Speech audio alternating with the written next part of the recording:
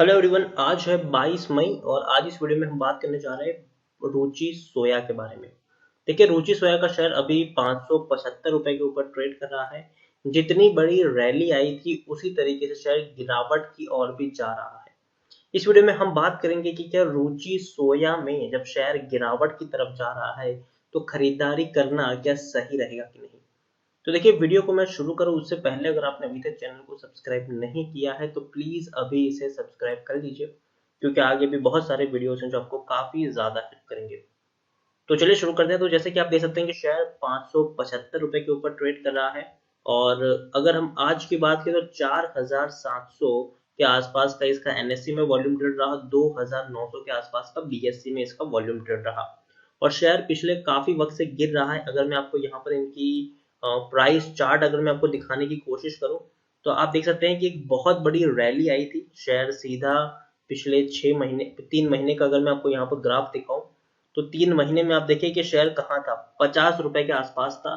एक बहुत बड़ी रैली आई, बहुत बड़ी, उसको लेके चली गई 700 रुपए तक, लेके चली गई 700 रुपए तक। पिछले 1 महीने के अगर हम देखें तो आप देखिए 700 रुपए तक शेयर चला गया, लेकिन बाद में उसी तेजी से शेयर नीचे गिरा। जिस तरीके से ये जो बड़ी रैली थी कि लोग खरीदना चाह रहे थे लेकिन कोई बेचने को तैयार नहीं था, तो कोई बाइंग भी नहीं कर पा रहा था। अब ये हाल है कि लोग बेचना चाह रहे हैं लेकिन कोई खरीदने को तैयार नहीं है, तो भैया लोग यहाँ पर बेच भी नहीं पा रहे। और अगर आप मेरे चैनल को रेगुलर फॉलो कर रहे तो जब ये तेजी आ रही थी तब मैंने साफ साफ कहा था आपको कि भैया जिस दिन आपको इसमें खरीदारी का मौका मिले मत खरीदना, क्योंकि देखिए अपर सर्किट लग रही थी, किसी को खरीदने का मौका नहीं मिल रहा था। अब खरीदने का मौका कब मिलता सबको, जब वो सबसे ऊपर होता, काफी हाई पर होता, जब लोग बेचने की शुरुआत कर रहे होते। तो यही हुआ है, जिस दिन लोगों को इस बड़े हाई प्राइस पर खरीदने का मौका मिला लोगों ने खरीद लिया। अब वो लोग फंस चुके हैं यहाँ पर, क्योंकि भैया बेचना चाह रहे लेकिन बेच नहीं पा रहे हैं। तो मैंने तब भी कहा था कि भैया ये जो तेजी आ रही है तो जरा संभल के रहना, अभी इसमें खरीदारी बिल्कुल भी मत करना। क्योंकि जितनी बड़ी तेजी आई, जिस तरीके से शेयर ऊपर गया है उस तरीके से शेयर कुछ वक्त के लिए नीचे आएगा। मैं ये नहीं कह रहा हूँ कि शेयर 300 पे जाएगा, 400 पे जाएगा या फिर 200 पे आ जाएगा, जी नहीं। ये शेयर कुछ वक्त के लिए नीचे आएगा और बाद में एवरेज करने की कोशिश करेगा खुद को। तो वही चीज आने वाले दिनों में देखने को मिलेगी। अभी भी शेयर थोड़ा बहुत नीचे जा सकता है और खुद को एवरेज करने की कोशिश यहाँ पर जरूर कर सकता है। यहाँ पर हम अगर देखें तो टेक्निकल रेटिंग अभी भी इसकी काफी अच्छी है। पी 2.20 का है, जबकि इंडस्ट्री पी 32 के आसपास है, तो काफी कम पी के ऊपर अभी भी अवेलेबल है। According to Moneycontrol users 45% लोग खरीदने की सलाह दे रहे हैं, 52% लोग बेचने की सलाह दे रहे हैं, 3% लोग यहाँ पर होल्ड करने की नसीहत दे रहे हैं।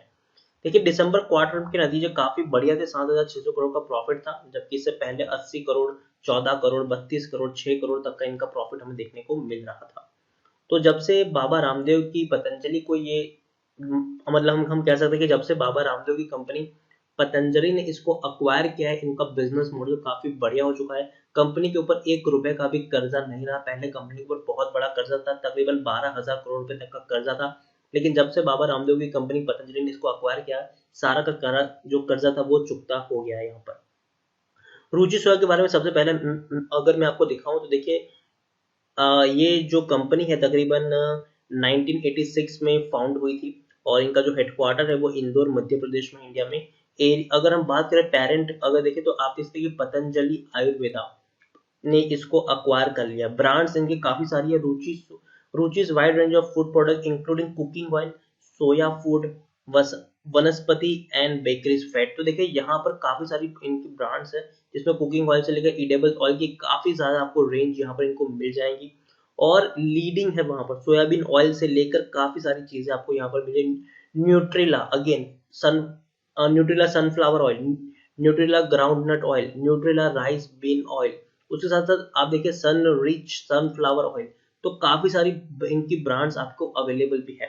यहाँ पर देखिए तो दिसंबर 2017 में ये एनसीएलटी में गया था, मतलब दिवालिया कोर्ट के प्रोसेस में गया था। इनके ऊपर 12,000 करोड़ तक का इनके ऊपर कर्जा था और ये लोग कर्जा जो है वो चुका नहीं पा रहे थे और इसीलिए ये इतनी बड़ी इंसॉल्वेंसी के प्रोसेस तक ये शेयर जा चुका था। लेकिन बाद में बाबा रामदेव की कंपनी ने इसको अक्वायर किया और शेयर में एक बहुत बड़ी रैली आई। आप अगर यहाँ पर देख सकते हैं कि पिछले 1 साल का अगर मैं आपको ग्राफ दिखाऊं तो शेयर 3-4 रुपए के ऊपर ट्रेड कर रहा था, और उसके बाद 13 नवंबर को जब शेयर 3 रुपए 35 पैसे के ऊपर था, उस दिन इसकी ट्रेडिंग रुक गई और सीधा शेयर लिस्टेड हुआ 13 नवंबर का, जो उसकी ट्रेडिंग थी वो बंद हो गई और सीधा लिस्ट हुआ जनवरी 28 2020 को 17 रुपए 85 पैसे के ऊपर। एक बड़े प्राइस पर ये लिस्ट हुआ, लेकिन फिर भी जो निवेशक थे सबको लॉस ही हुआ था यहाँ पर। रीजन ये था कि अगर आपके पास रुचि सोया का 100 शेयर हुआ करता था तो उसका 1 शेयर बन चुका था। जिनके पास 1000 शेयर थे उनके पास सिर्फ 10 शेयर अवेलेबल दिखा रहे थे, ठीक है। तो इस तरीके से इसको एवरेज किया गया कि भैया 100 शेयर का 1 शेयर बना दिया गया। तो जनरली लोगों को लॉस ही हुआ, लेकिन बाद में शेयर ने बढ़िया बाउंस बैक किया, 700 रुपए तक पहुंच गया। और ये वो वक्त था जब लोग खरीदना चाह रहे, लोग यहाँ पर खरीदारी करना चाह रहे थे, लेकिन कोई बेचने को तैयार नहीं था, तो शेयर ऊपर ही ऊपर दौड़ता चला गया। और उस वक्त मैंने काफी वीडियोस बनाए थे कि भैया इससे दूर रहना, अभी के वक्त में दूर रहना, क्योंकि जिस दिन आपको खरीदने का मौका मिलेगा आप यहाँ पर फंस जाओगे। और वही हुआ है, काफी लोग उस वक्त 700 के लेवल पर ट्रैप हो भी गए होंगे कि भैया लोगों को उस दिन मौका मिला यहाँ पर खरीदने का, और उनको लगा कि भैया शेयर यहाँ से 1500 2000 तक जाएगा, अभी हम खरीदारी कर लेते हैं। लेकिन वो लोग फंस गए। अब शेयर आप देखिए कहाँ पर आ चुका है, 500 रुपए के ऊपर आ चुका है। देखिए मैं ये नहीं कह रहा हूँ कि कंपनी खराब है, जी नहीं, काफी बड़ा मैनेजमेंट है, पतंजलि का बहुत बड़ा मैनेजमेंट है, कंपनी के ऊपर 1 रुपए का भी कर्जा नहीं है, और जो बिजनेस है ऑडिबल ऑयल्स को लेकर और जो न्यूट्रिला का जो बिजनेस है वो काफी बड़ा बिजनेस है इनका, और जरूर ये आने वाले दिनों में और ज्यादा पैसा और अच्छा खासा मुनाफा कमाएंगे।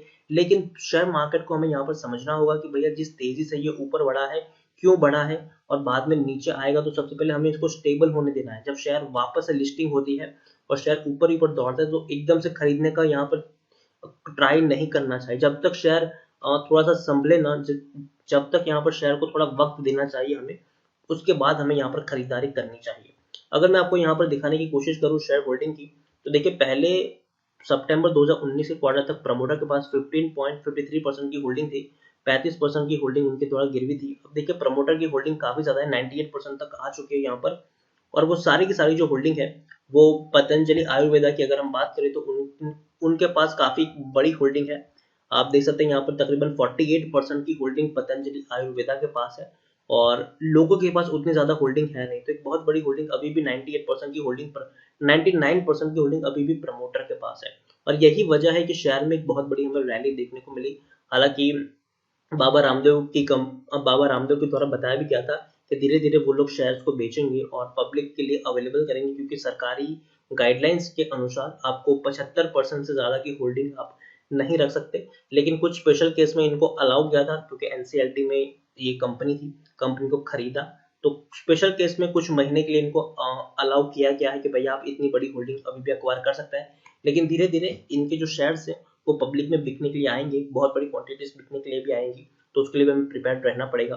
तो मैं सिर्फ इतना कहना चाह रहा हूँ आपको कि कंपनी बुरी नहीं है। अगेन रुचि सोया कंपनी बहुत बढ़िया है, बाबा रामदेव की कंपनी पतंजलि ने इसको अक्वायर किया है, और यहाँ से इनका जो बिजनेस है वो काफी हद तक आपको बढ़ता हुआ भी दिखाई दे सकता है आने वाले दिनों में। कंपनी में कोई बुराई नहीं है, लेकिन बस एक चीज मैं आपको हमेशा कहता हूँ कि भैया जब शेयर इस तेजी से ऊपर जा रहा हो ना, इस तेजी से, तो आपको पहले थोड़ा संभलना चाहिए, पहले इसको मौका देना चाहिए स्टेबल होने का, उसके बाद आपको खरीदारी करनी चाहिए। आप खुद देखिए कि किस तेजी से शेयर ऊपर गया था। ये पूरा जनवरी से लेकर मई महीने तक किसी को खरीदने का मौका नहीं मिला था, लोग खरीदना चाह रहे थे, किसी को मौका नहीं मिला था। तो यहाँ पर अब जब इसने इतना बड़ा हाई बनाया, जब एक गिरावट आई, तो उसके बाद आपको समझना चाहिए कि अब शेयर नीचे जाएगा। तो सबसे पहले तो हमें इसको स्टेबल होने देना है, उसके बाद ही हमें यहाँ पर कोई खरीदारी करनी है। अभी भी यहाँ पर अगर आप खरीदारी करोगे तो मैं मानता हूँ कि आप फंस सकते हो, या फिर कह सकते हो कि भैया एक तुक्का आप कह के भैया अगर लग गया तो लग गया, नहीं तो वापस नीचे फेंक देगा आपको।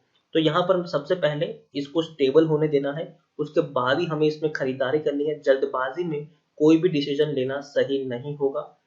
तो मैं तो हाल फिलहाल में रुचि सोया में इन्वेस्ट करने से पहले 2 बार सोचूंगा, खास करके जब तक वो स्टेबल नहीं होता इसका शेयर, तब तक मैं खरीदारी नहीं करूँ।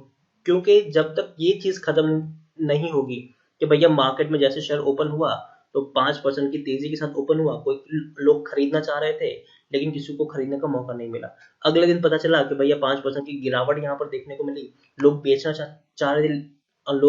चाह रहे थे लेकिन बेच नहीं पा रहे थे। सबसे पहले ये चीज इस शेयर में खत्म होनी चाहिए, ठीक है। सबसे पहले ये चीज खत्म होनी चाहिए, जब तक वो स्टेबल नहीं हो जाता कि भैया लोग खरीद भी सके बेच भी सके उसी दिन जिसको जब चाहे तब, वो चीज पहले खत्म हो तब हम यहाँ पर खरीदारी कर सकते हैं।